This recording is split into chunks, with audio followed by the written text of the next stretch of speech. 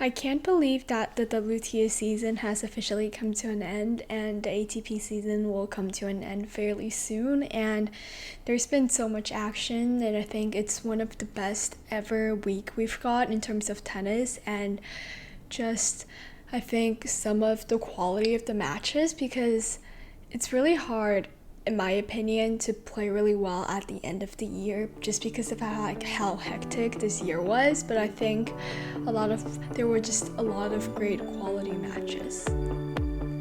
Welcome, tennis fans, to Tennis Traverse, Exploring the Game, the podcast that delves into the heart of the tennis world. I'm your host, Ivy Zhang, and in today's episode, I'll be talking about the Paris Masters as well as the WTA Finals event.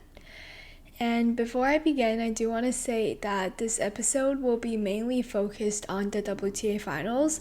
I'll just be briefly recapping what happened at Paris Masters for the ATP's final 1000 tournament and maybe just previewing a little bit on the ATP Finals, since that will be like almost our last tournament of the season.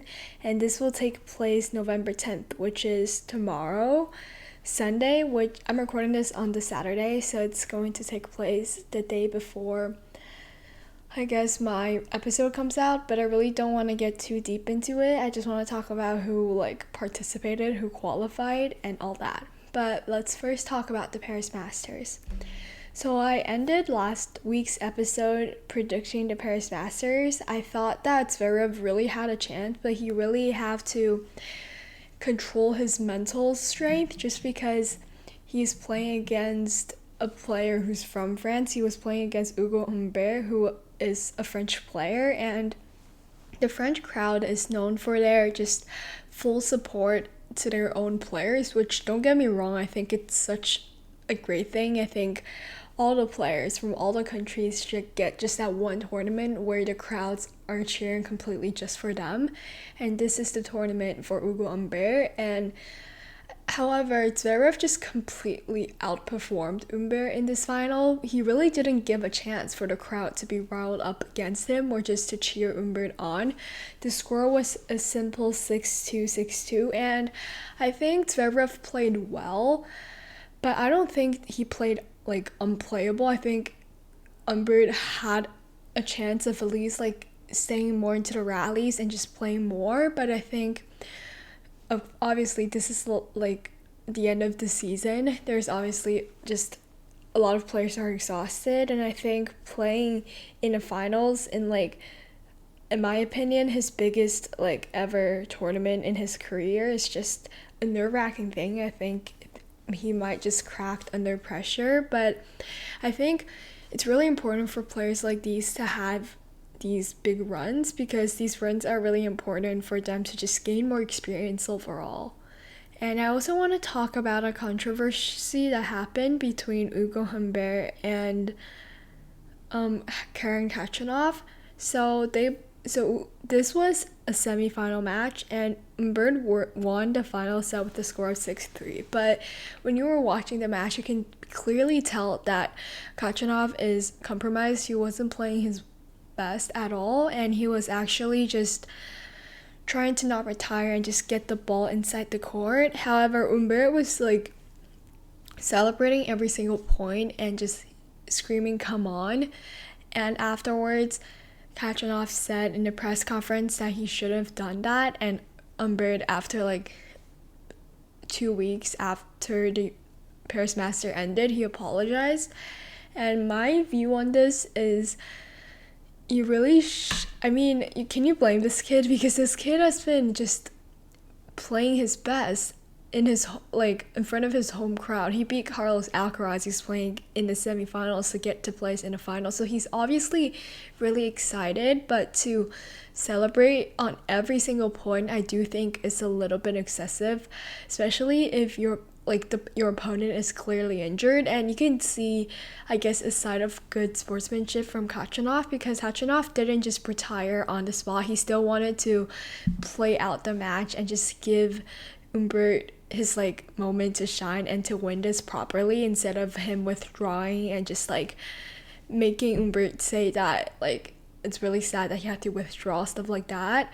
And I think it's just not a really great look for Humbert to be celebrating every single point, especially against a compromised opponent. I get where he was coming from, but I just don't think you should be doing that. I think it could either be less where you could just celebrate at the end. I don't think celebrating every single moment is good. So yeah, that's my thought on this, but that's basically all the Paris Masters stuff I want to talk about, and now I want to move on to the WTA Finals. So I want to start off by talking about WTA Finals and just my thoughts on round robin in terms of tennis tournaments. I think round robin is really interesting. I was just discussing it with my mom, and she said that she really liked round robin just because you don't only get one chance, you get multiple chances. Even if you, for example, lost your first match, you still get so many chances to come back and even maybe be the first of the group. But I think the problem with round robin is it's so exhausting for the players, especially when it's at the end of the season, and it's impossible to do round robin in like tournaments such as Grand Slams just because there's so many players competing. There's 128 players competing that like doing round robin would just be extreme. But when you do a round robin, it's normally during like WTA or ATP Finals in terms of like individual tournaments. And in these tournaments, it's often happening at the end of the year. So when you do round robin and it's at the end of the year, sometimes you really don't get quality matches just because a lot of players are exhausted, and obviously because they have to play consecutive matches like day after the other, even if they lost, it's really just not a good thing, especially because this year is the Olympics year. And I think that will play into like making the match less entertaining for the audience.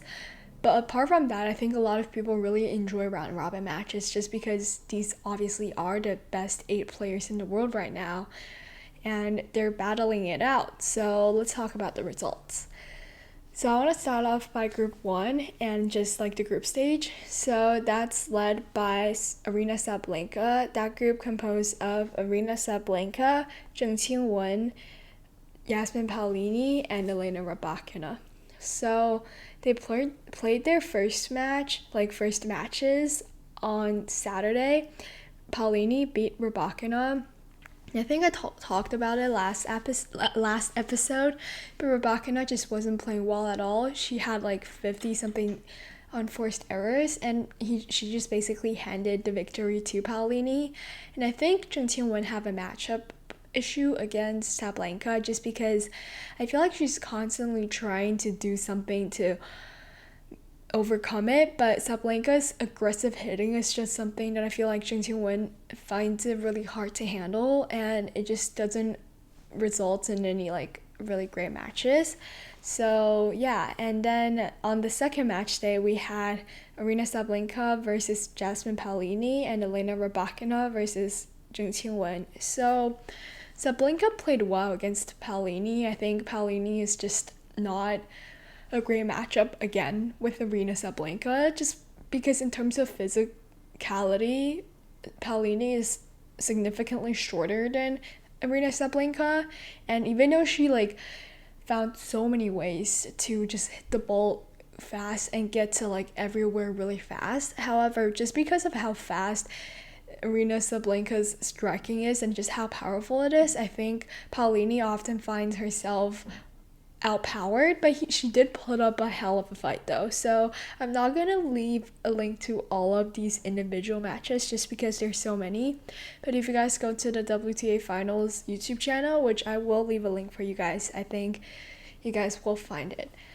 And then the next match is between Zheng Qinwen and Rybakina. I think in that they played a third set and Zheng Qinwen won the final set 6-1. I think in that final set, Rybakina, just because she hasn't played a match in so long, I feel like her body maybe just gave up on her. She lost, as I said, 1-6, and I think it's not that she's not capable of beating Zheng Qinwen. She is. She beat Aryna Sabalenka at the start of the season 6-3, 6-0. So she really have the ability to beat the best players, but I think she just obviously, even if you're training, even if you're playing practice matches, it's never the same when you're playing a real match. So I think that's a reason of why she lost. But when you see her play, I think this is really evident in her last, the final round match. So the final round, she played against Sabalenka, but Sabalenka, I feel like, really was she obviously was playing well, but she was a little bit just out of it, mentally, because she just secured her world number 1 at the end of the year. So she was a little bit out of it, but Elena Rybakina just hit the ball so freely, and she won the deciding set against Sabalenka 6-1. She was playing incredible, and I'm really happy. I think maybe the best result for her in this tournament is not to go to the maybe latter stages. I think she just really needs to find her rhythm. So if you guys can hear that, there's a car beeping. Okay, anyways, yeah. And the next other match is Zheng Qinwen versus Jasmine Paolini. So this was an incredibly important match because whoever won this match had a chance to make it to the semifinals, and Zheng Qinwen completely destroyed Paolini with a score of 6-1, 6-1. I think Zheng Qinwen played really well, but at the same time, Paolini just couldn't find her first serve. I feel like because she's qualified in both the doubles and the singles tournament, that it's obviously a lot because she has to play every day, but she just couldn't find her first serve, and it was kind of hard to watch this match because I feel like Paolini obviously wasn't playing her best, but for Zheng to clinch a victory like that, and such an important victory, is really impressive in my opinion. So we have the first number 1 of this entire group, which is Sabalenka advancing, and the number 2 of this group, which is Zheng Qinwen advancing. So now let's talk about the other group. The other group, we also had some interesting matches. So we had Coco Gauff versus Pegula first, and then we had Krejcikova versus Swiatek. So let's talk about the first match. I think when you look at this match, you could see that Pegula was compromised. She wasn't playing well, and later, after she lost another match, she withdrew from the tournament. I think you could really tell something is wrong, especially when she's playing against Coco Gauff, who is super in form.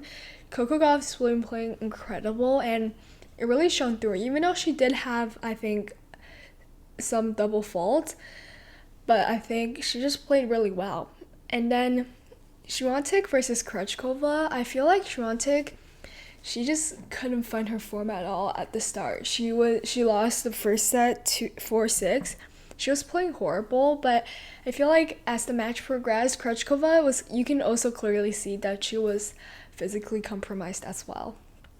And then the other round match is between Swiatek and Gauff, and Pegula and Krejcikova. So Swiatek played Gauff. This is their, I think, 13th meeting or 12th meeting, and Swiatek have a record of 11-1 when she played against Gauff. So it's really a one-sided rivalry, but just because of how well Gauff is playing and Swiatek took a break from the sport, Gauff, I feel like, saw this as a great opportunity to clinch the win. And even though Gauff did have 11 double faults, I feel like it's just really impressive when you have those many double faults to hit the ball, and just don't be afraid. Just move past the double faults and just play every single point well when the ball is inside the court. And I think she did a beautiful job of that.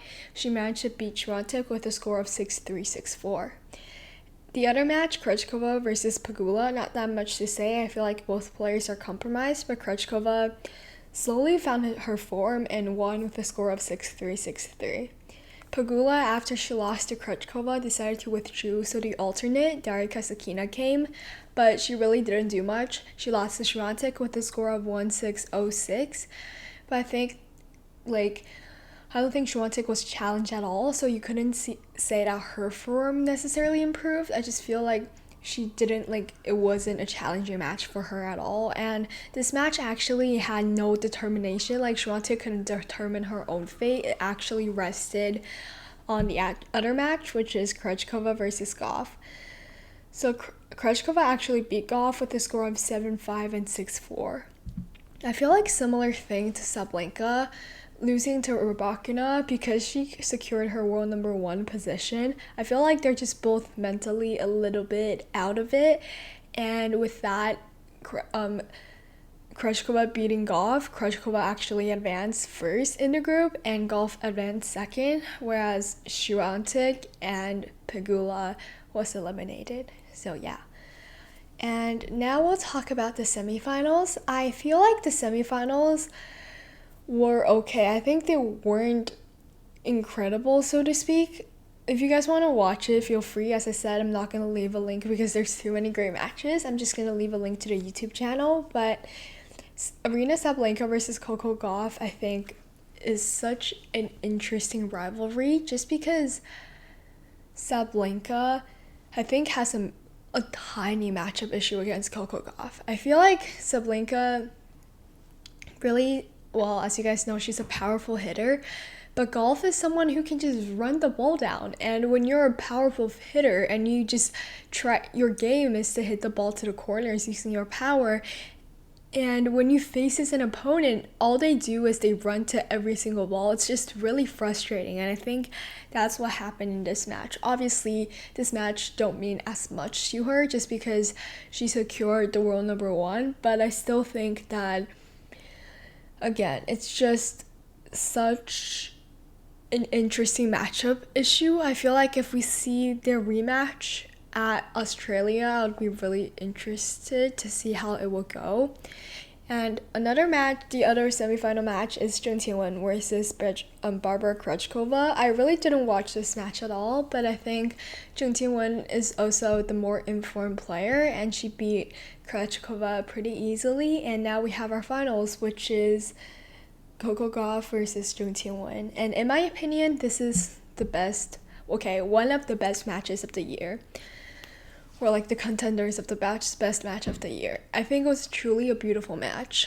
I think it just showed Coco Gauff. I think just this game defined Coco. It's when she just isn't finding her form. She can always rely on her speed to just chase down every ball, and just even if her opponents start to freeze up, she will just take that opportunity. And even if she isn't playing well, for example, even if Coco isn't playing well, she can still use her speed to, and just her mental strength to just win the match. She was down in every set and she still managed to win the deciding set. I think she played really well, but still I think we should also attribute some credit to Zheng Qinwen. She saved 5 match points before losing, but I think Zheng Qinwen played well. I mean, it's really interesting when you think about it because these two players are the informed players at the end of the year, and it's funny that they both advanced to the final.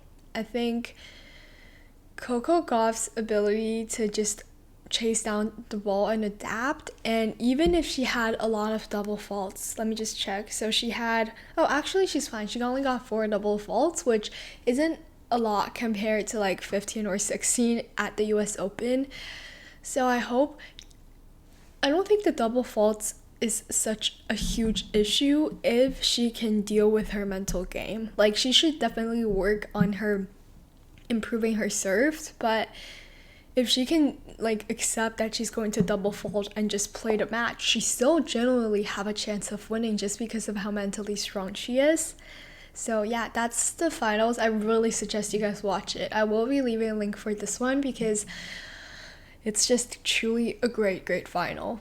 And yeah, but I want to talk briefly, really fast, about ATP Finals. I just want to talk about my groups, the groups, and what my thoughts are.